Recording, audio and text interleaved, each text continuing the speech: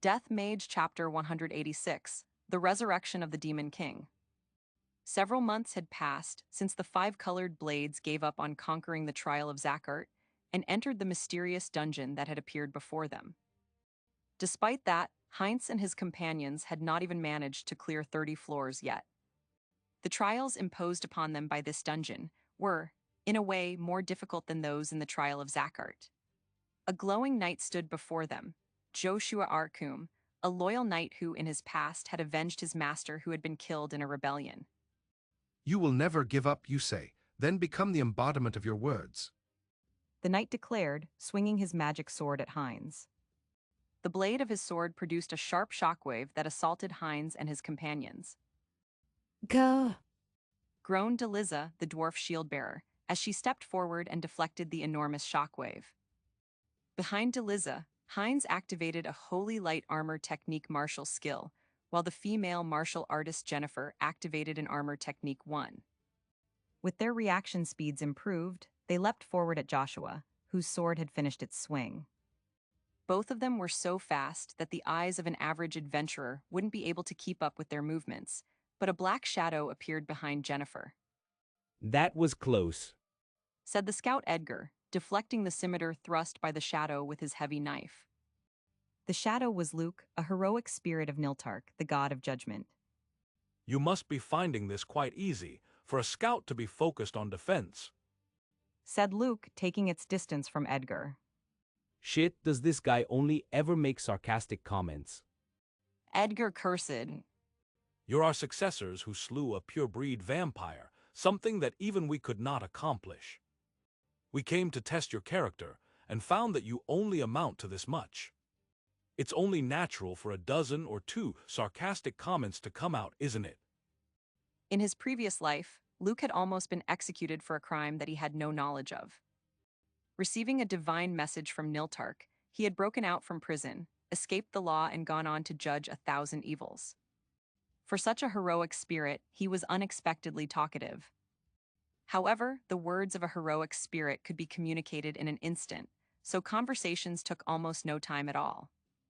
Using the opening that Edgar had given them by stopping Luke, Heinz and Jennifer were closing in on Joshua, or at least they should have been. Inexperienced, you are overwhelmingly inexperienced, shouted the man who was standing in front of Jennifer, stopping her. Gaw, this guy, he's so fast but heavy at the same time.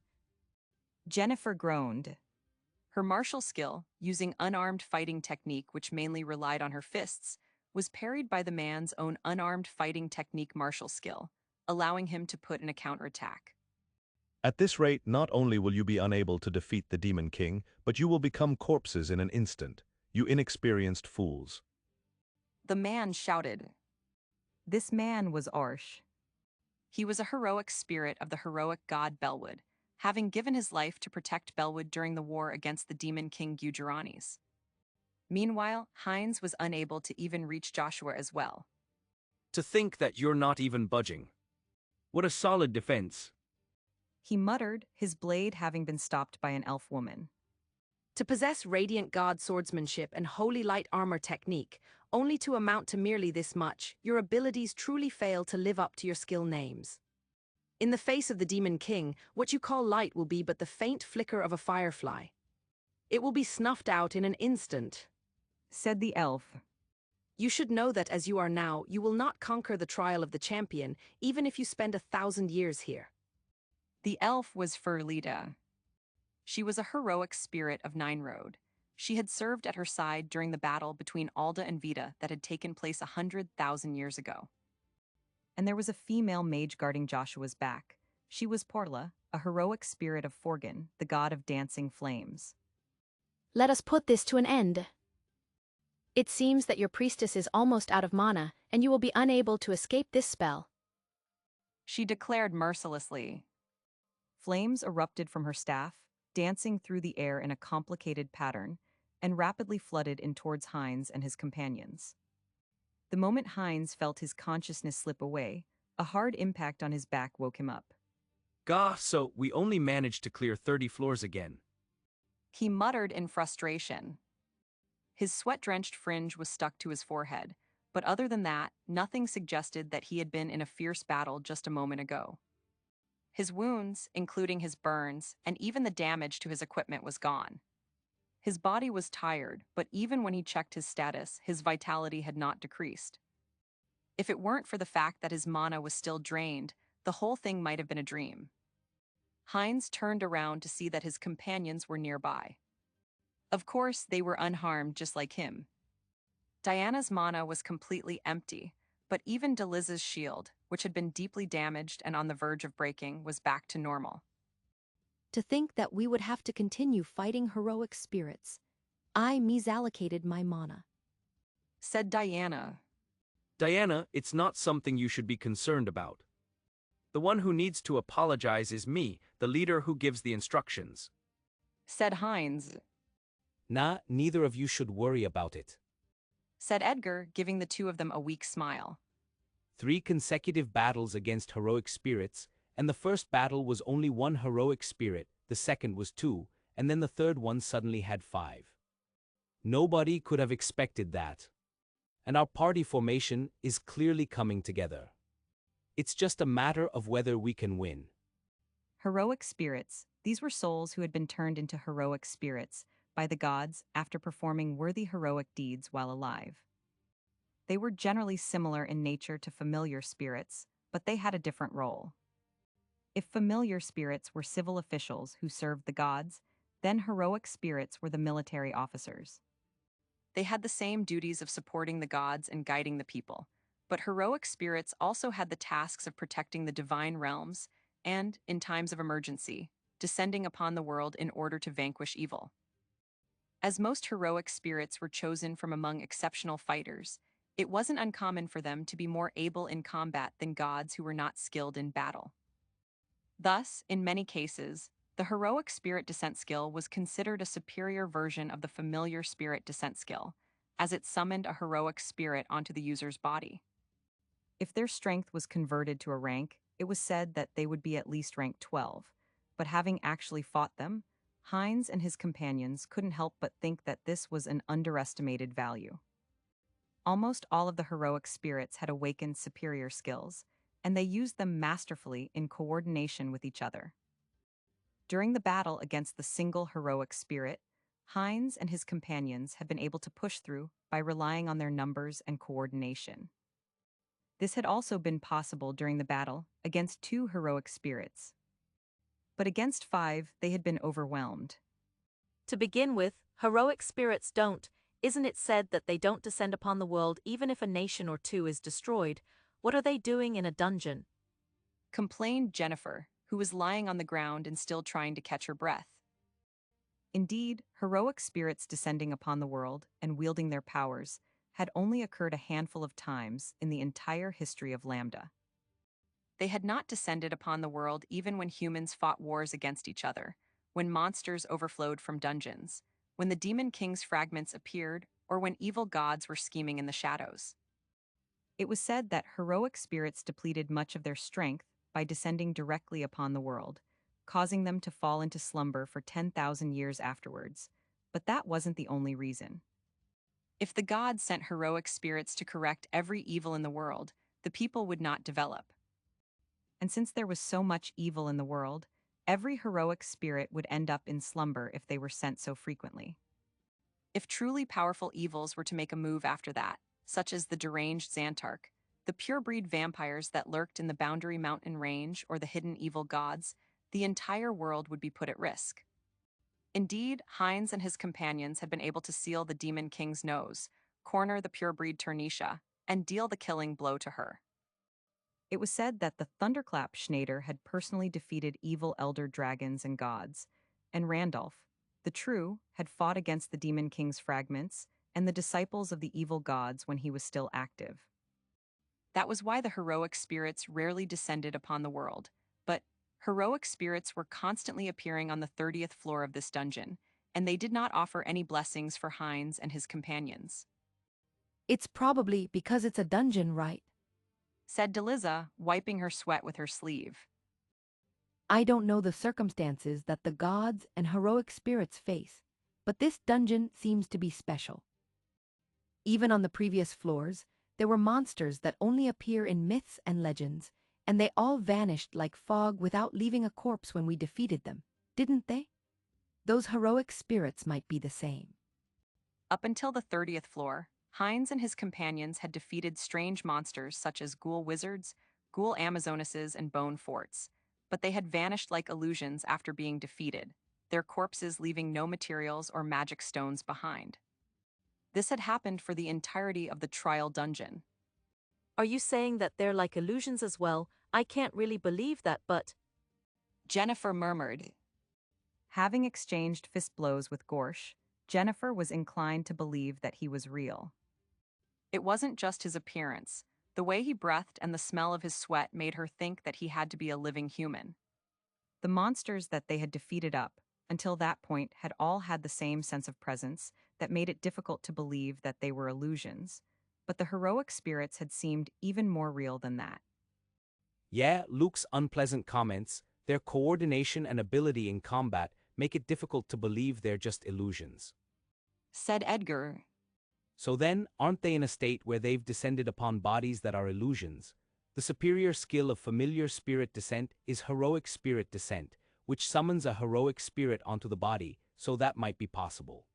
Heroic spirits descended upon bodies created as illusions. Is something like that even possible, Edgar? Asked Hines. Who knows? I just thought of this possibility and decided to say it out loud. You should know more about this than me, since you can actually summon heroic spirits with your skill.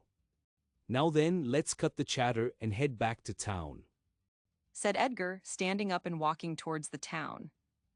Indeed, there was a town in this trial dungeon. It was the first thing that had greeted Hines and his companions as they entered the dungeon. It was a town with an old-looking architectural style, filled with humans, elves, and dwarves wearing strange clothing. There were inns, bars, blacksmiths that repaired equipment and secondhand stores, as well as a church that Hines and his companions had never seen before. It was a church that worshipped all of the great gods equally. Alda was one of them, of course, but there was also Vita and Xantark, as well as the gods that had already perished, like the Colossus god Zerno. The one thing that was out of place in this town was the single job-changing room. If it weren't for that, Hines and his companions would have thought that this was a town that existed somewhere today. From the corridor that was just outside this town, Hines and his companions would head for the floors that they had cleared so far. Every time they were defeated by the enemies, they would be returned to the town unharmed.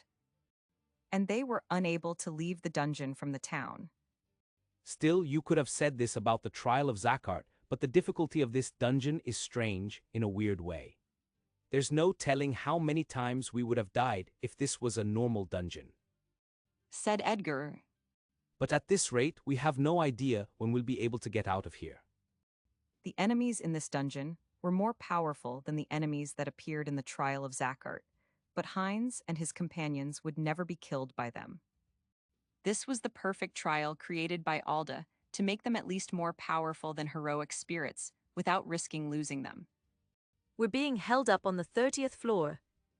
I don't know how many floors this dungeon has, but I can't imagine that it will stop after the 31st floor. Said Jennifer. It looks like it'll be a while before we can see Selen again. Hines thought of the Dampier girl that had been left outside the dungeon. She was like a younger sister or a daughter to him. Even inside this dungeon, there was not a single day where he did not think of her. But there was something that concerned him even more than that. The new Demon King that the heroic spirits mentioned. I wonder if Alda made this dungeon appear before us so that we can defeat the main body that the Demon King's nose was trying to join. He said. Vandalyu explained the events that had led up to Gufidgarn creating and inhabiting a vessel in the shape of a beautiful girl. However, the misunderstanding that Zakhart wanted a beautiful girl had still not been entirely cleared up. That was because there was no guarantee that it was entirely a misunderstanding. The moon giant Diana, the mountain queen elder dragon god Tiamat, and the Kijin ancestor seemed to show some understanding for Zachart's complaints. Well, he was a man. It's normal for him to be interested in the opposite sex, said Diana. Back then, nobody, not even me, had the time for anything, said Tiamat. Meanwhile, Bellwood was walking around with women following him. Not that I think he was aware of it. It was a complaint that he voiced while drinking, and it's not surprising that he'd say things like that, since he hadn't had any relationships with anyone. Zachart's physical age was reversed to his teenage years, too, added the Kijin ancestor. Gufidgarn, what surprised us is that you yourself are residing in the vessel, not a spirit clone. We knew that you were hermaphroditic or asexual, but I think you were a little too decisive, said Diana. I gave it some thought, and this was the best way to adhere to Zachart's wishes. With that being the case, there was no reason to hesitate, said Gufidgarn. Even if that's true, I think that a god would normally allow him to meet a beautiful girl rather than become one himself. It is not as if you are a goddess from the age of the gods. Yeah, I did not think of that option, said Gufidgarn, clearly taken aback despite her face still being mask-like and expressionless. Such deep thoughts, I can understand why the Demon King's army was defeated. No, it isn't anything special, said Diana, giving a bitter smile. I have heard that Zeroworn advocated that we should at least do that much for the champions, as they were summoned into this world that they have no connection to. Ricklant also said that the champions would take root more firmly in this world if they had lovers and friends, and nobody objected to it. It wasn't just Gufidgarn who was surprised by Diana's words.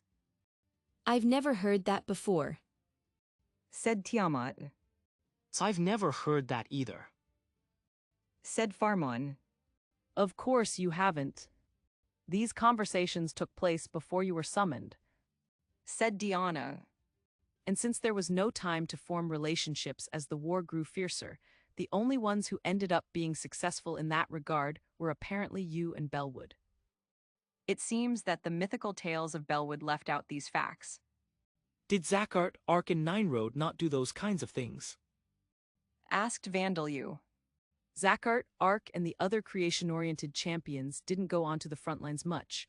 Things apparently didn't go well for them because they spent a lot of time holed up in their workshops, said Diana. In other words, they didn't have any opportunities to meet people, even if Vita, Ricklant, and the others who summoned them might have expected otherwise. As for Nineroad, it must have been misfortune, said Tiamat. Shizarian and the other gods merely gave them the opportunities to form bonds with the opposite sex, to become more than friends. They did not set up marriage meetings. Well, we are not the ones who devised this scheme, so if you wish to know more, it would be best to ask those responsible directly. It seemed that the gods' intervention was merely introducing people to the champions, and then leaving the rest up to them. Could it be that time? Farmon murmured, looking up at Xantark, but Xantark gave a vague smile and looked away. I apologize for my incompetence, Vandalyu, said Gufidgarn, moving to get on her knees. No, just stay as you are now, said Vandalyu as he stopped her. He had the feeling that if Gufidgarn had been competent, the situation would have certainly been even more ridiculous than it was now. By the way, do you have any seals on the Demon King's fragments and the remnants of the Demon King's army? He asked, trying to change the topic. If you do, I'll dispose of them for our mutual benefit. The seals suppressing the Demon King's fragments that were directly maintained by the gods were more secure than orichalcum artifact seals, but they also placed a great burden on the gods. Yeah, please do. But the ones I was in charge of are managed by churches in the Amid Empire and Orbalm Kingdom, and I wasn't able to bring them with me, said Farmon. Please do something about that, said Vandalyu. Sorry, that's impossible, said Farmon. About 50,000 years ago, if I'd predicted that you would come, I would have forcibly brought some with me, but... Back when Farmon left Alda's forces, the Demon King's fragments were still just dangerous objects to the gods, not things that would be suitable as an offering.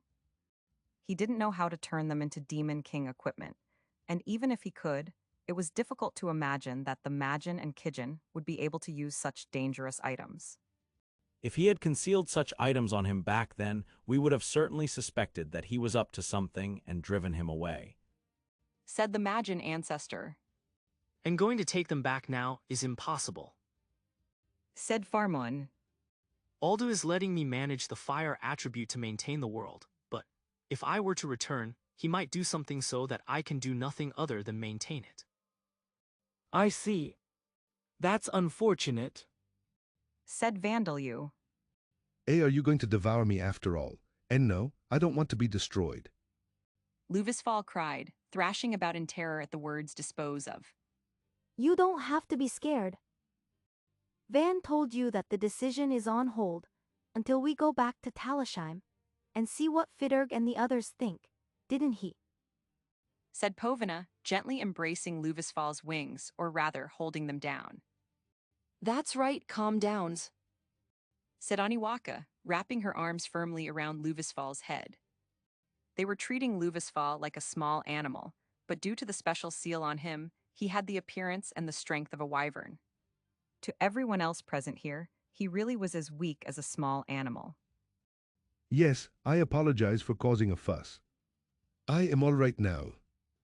Said Luvisfal, immobilized by Povina's smile. She was 3 meters tall and didn't weigh much less than Luvisfal. It was entirely possible for her to crush him to death right now. That's good. Povina said cheerfully. Thinking about things calmly, Luvisfal realized that if he resisted and accidentally injured anyone, Vandalyu really would dispose of him. But why is my judgment on hold, while the remnants of the Demon King's army that have been sealed by Xantark and the others will be disposed of? Luvisfal wondered suspiciously. Unlike me, the other remnant evil gods haven't directly caused him any losses. But the answer was this. The difference between Luvisfal and the Demon King's army was that Luvisfal had directly begged Vandalyu to spare him. In other words, Vandalyu had taken pity on him. Considering that, one might feel pity for the sealed evil gods that would not have the opportunity to beg to be spared, but that was a result of their past actions. There was no point in removing the seals and trying to convince them to become allies if they ended up trying to escape and causing damage to their surroundings. Xantark gave a roar. Xantark is saying we have several fragments sealed. However, we cannot acquire the fragments in the hands of Alda's forces in the current situation. Said Gufidgarn, interpreting it. Perhaps this cannot be helped, as Alda had 3 champions on his side when the Demon King was defeated, and their divine realms were compatible with the seals. On the other hand, Xantark had been insane and unable to participate in battle when the Demon King Gujaranis was defeated. The sealed Demon King fragments he and his allies possessed were those that were entrusted to them when they rejoined Vita and her allies. When we retreated here, after being defeated 100,000 years ago, we were throwing them and stuff at Alda's hounds. Looking back, I was so naive back then. Said the Kijin ancestor. Kijin boss, I'm the one you were throwing them at. Farmon pointed out. It seemed that the fragments had been used to slow down Xantark's pursuers. I see. Alda and his followers proclaimed themselves to be on the side of justice, so they couldn't allow the fragments to go out of control. They were forced to retrieve and seal them, and so they were slowed down. Gufidgarn murmured. We did actually stop, but come to think of it, are you guys alright looking at us? Asked Farmon. Apart from the undead, you're humans, aren't you? I think it is enough that their only reaction is sweating.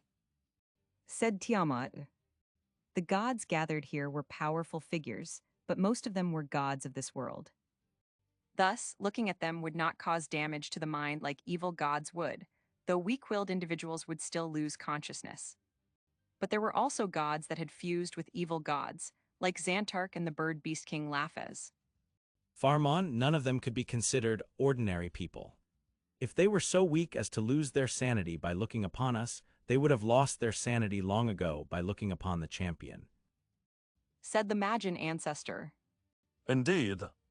I apologize to you all, but Master has the stranger appearance. said Luciliano. Isn't it rude to say it like that, though it's not like I don't know what you're talking about, said Vandalyu. Vandalyu's companions were not only accustomed to seeing Vandalyu in battle with the Demon King's fragments activated, but all of them had abilities beyond ordinary people, including Luciliano. For the undead, insanity was their sanity. With all of these factors, the only effect that everyone felt was that they were sweating. Vandalyu had the feeling that Aniwaka was coping by avoiding reality, however. There, good boys. She said, focusing her attention on Luvisfal. Leaving the Demon King's fragments aside, is it really all right for you to eat the evil gods in one sitting? Asked Diana. All of the ones we have sealed are the same kind as Ravivifard, so isn't it better to devour them one at a time? Now that you mention it, they might cause indigestion, said Vandalyu, imagining the fatty lumps of meat. They had been quite delicious, but it certainly seemed like it would be bad for the stomach if he ate them continuously. If it were real meat, he could put it on skewers, fry the excess fat off, or add lemon juice to give it a refreshing flavor, however. No, that's not what I meant. I was worried that it might have effects on your body or mind, said Diana. There is no hurry, Your Majesty, so let's go with eating one evil god per day, said Princess Levia. But Vandalyu wasn't very aware of this. He had once acquired the body extension, tongue skill, after eating an evil god, allowing him to stretch his tongue. It was decided that he would eat one a day, as everyone was worried that it might be problematic if such things happened multiple times at once. However, there were no problems with the Demon King's fragments, so Vandalyu absorbed them one after another. Phew, it is nice to be free from the Demon King's fragments. It has been a while since I felt this good. It is truly moving to know that the one who has achieved this is the great-great-grandchild of Vida-sama. How about creating a race with me? Asked Tiamat.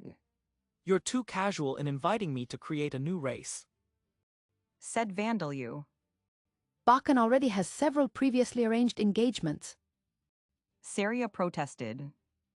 Even if you're a god, please wait your turn, said Rita. If there are already arranged engagements, then it cannot be helped. I thought that I could create a third race, following the Kuryujin and Meryujin. Tiamat murmured, withdrawing her offer. It seemed that things were different for a goddess like her, who had created children with various elder dragons, colossi, and beast kings since the age of the gods. Vandalyu and Aniwaka glanced at the Kijin and Majin ancestors, who were looking away and scratching their heads awkwardly. Many of our children were protected by Gers, the god of warriors, and Xerxes, the god of battle flags, but because of that, there were less of our children that could escape with us. Because of that, we thought that the gods would need more children to become their followers, so that they could recover their power, right? Said the Majin ancestor. That was how it was. Apparently, near this land that had become Xantark's divine realm, there was a large town inhabited by Kuryujin who possessed the features of both the Kijin and Draconids, and the Meryujin who possessed the features of both Majin and Draconids. We didn't hear anything about this from Schneider, though, said Vandalyu. We did not want our old friends Zorkadrio or Jurazanapipe to know about them, said Tiamat. It is a naive thought. It seemed that the existence of the Kuryujin and Meryujin hadn't been told to Schneider and his companions, as these races were not in any particular need of help. It seemed that the parents of these races very much wanted to keep them a secret. Are you all right with telling me? Asked Vandalyu. I'm not an old friend, but I suppose I've been invited to Vida's divine realm before. It is regrettable, but we cannot keep silent about the matter forever because of our own embarrassment, said Tiamat. Also, we wish to ask of you things that Schneider and his companions cannot do. I see. I understand. Well then, I will absorb your fragment, so please stay still, said Vandalyu. Incidentally, the fragment that I have sealed is the auxiliary brain. Will there be no problems? Tiamat asked. The auxiliary brain, from what Vandalyu knew, He vaguely had the feeling that it was an organ that controlled the body. If he recalled correctly, it was not where memories were stored. He didn't know whether there were any organisms that actually had auxiliary brains, though. Have you ever felt the Demon King's will or seen his memories from it? Vandal, you asked. No, I have not. Tiamat replied. Then it should be fine. You have acquired the Demon King's retinas, lens, compound eyes, lips, tongue, gills, auxiliary brain, blood vessels, and tumors. The Demon King's retina and lens have been added to the Demon King's eyeballs, and the Demon King's lips have been added to the Demon King's jaws. Vandalu absorbed numerous fragments, including the auxiliary brain, but he couldn't feel any signs of the Demon King's will or his memories. However, the fragments began to clamor in an unusual manner. We've reunited with the main body. We've reunited with the main body. We've finally reunited with the main body. We will be resurrected right here, right now. The Demon King fusion skill has awakened into the Demon King skill. Before Vandalu could stop them, the fragments let out shouts of joy, and in the next moment, Demon King fusion awakened into a superior skill. It seemed that the fragments considered the Demon King to have been resurrected. This might be a little problematic. Excuse me, I want to talk to you about something, said Vandalu, worried about possible effects of the Demon King skill on him and deciding to consult the gods around him. Name Heinz. Race human. Age 28 years old. Title Blue Flame Sword New Vampire Hunter Sword Saint, one who tears through the darkness. Job Immortality Slayer. Level 55. Job history: Apprentice Warrior, Warrior, Swordsman, Magic Warrior, Holy Warrior, Avenger, Sword Saint, Holy Guider, Sealing Magic Swordsman, Holy Sword User. Attributes: Vitality 78,800, increased by 6,850. Mana 47,498 plus 4,749, increased by 11,347. Strength 9,450, increased by 975. Agility 12,529, increased by 951. Stamina 13,675, increased by 975. Intelligence 7,797, increased by 700. Passive skills: Augmented all attribute values, medium. Status effect resistance, level 9, level up. All attributes resistance, level 9. Strengthened attack power while equipped with a sword, very large. Mana cost reduction, level 10. Detect presence, level 7, level up. Revenge, the Trial of Zakhart, lost due to abandoning the Trial of Zakhart. Strengthened attribute values while equipped with metal armor, very large. Guidance, Holy Path, level 5. Mana enlargement, level 1's new. Active skills: Radiant God Swordsmanship, level 7. Holy Light Armor Technique, level 5, level up. Transcend Limits, level 10. Transcend Limits, Holy Sword, level 1, awakened from Transcend Limits, Magic Sword.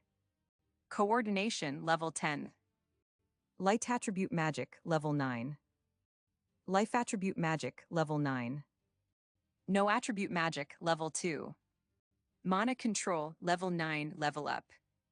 Clergyman, level 6. Heroic Spirit Descent, level 1. Etiquette, level 4. Transcend Limits, Holy Armor, level 3, new. Unique skills: Non-Living Killer, level 1, awakened from Undead Killer. Alda's Divine Protection, Great Hero's Destiny. Evil Suppression, level 6, level up.